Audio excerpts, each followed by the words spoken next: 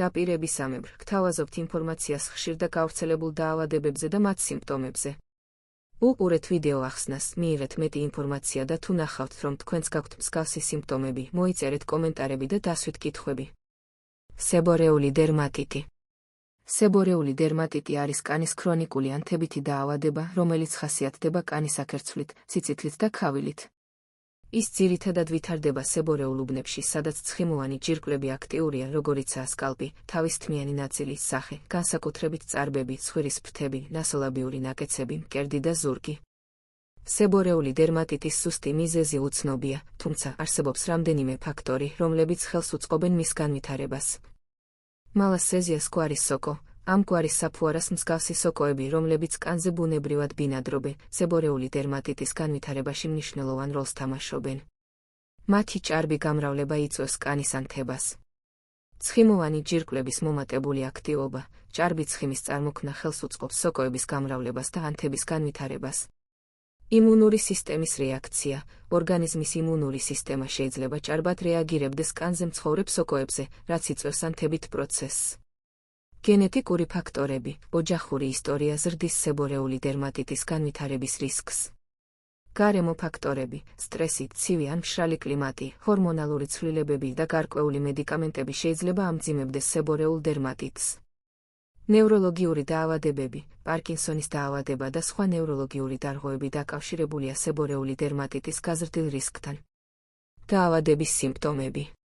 სებორეული დერმატიტის სიმპტომები შეიძლება განსხვავდებოდეს ინტენსივობით, მაგრამ ძირითადი ნიშნებია: კანის აქერცვლა, თავისთმიან ნაწილზე ქერტლის სახით, ხოლო სახეზე და სხვა უბნებზე ქერცლიანი, ცხიმიანი გამონაყარის სახით.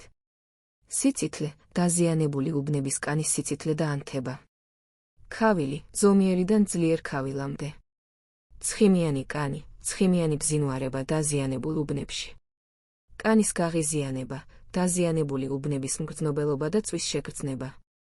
გამონაყარი, წითელი ან ვარდისფერი ლაქები, დაფარული თეთრი ან მოყვითალო ქერცლებით.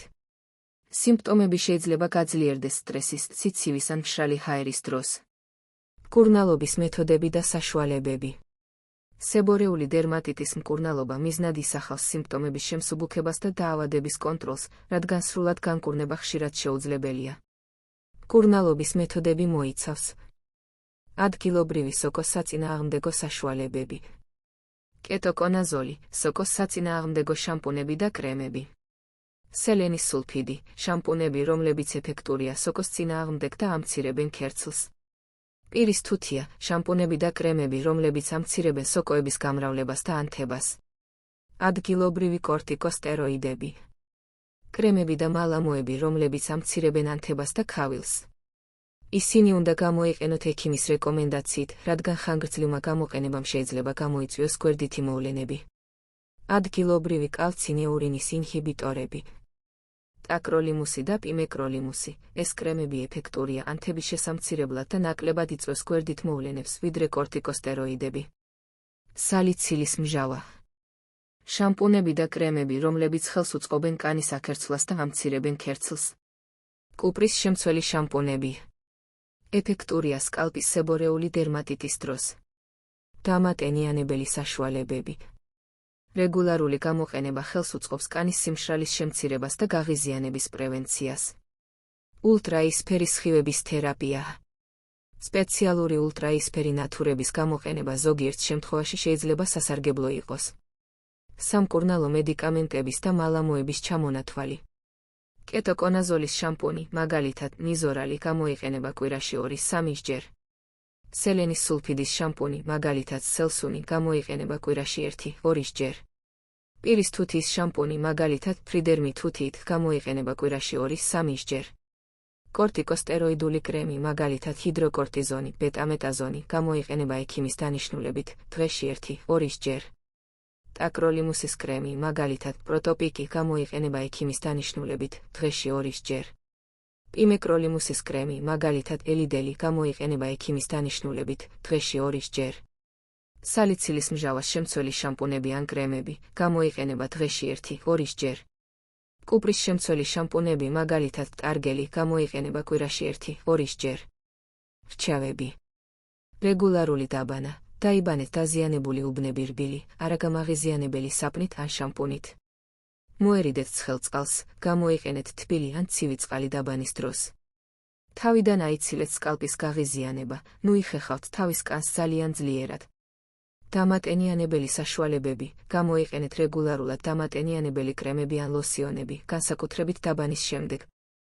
მოერიდეთ სტრესს, შეეცადეთ მართოთ სტრესი, რადგან მას შეუძლია სიმპტომების გამწვავება.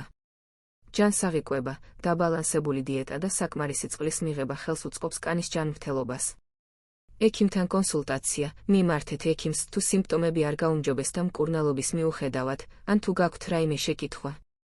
მზისგან დაცვა, მოერიდეთ მზის პირდაპირ სხივებს, რადგან ამან შეიძლება გააუარესოს მდგომარეობა. მნიშვნელოვანია აღინიშნოს, რომ ალტერნატიული მკურნალობის დაწყებამდე საჭიროა ექიმთან კონსულტაცია, რათა თავიდან აიცილოთ არასასურველი გვერდითი მოვლენები ან სხვა მედიკამენტებთან ურთიერთქმედება. დასვით თქვენი კითხვები ჯანმრთელობის შესახებ კომენტარებში. ასევე მოგწერეთ კომენტარებში, რომელ დაავადების შესახებ გსურთ მოგიმზადოთ ინფორმაცია. არ დაგავიწყდეთ გამოიწერეთ ჩვენი არხი, რათა შეიტყოთ უფრო მეტი სხვადასხვა გავრცელებულ დაავადებაზე და მათი მკურნალობის შესახებ. გისურვებთ ჯანმრთელობას.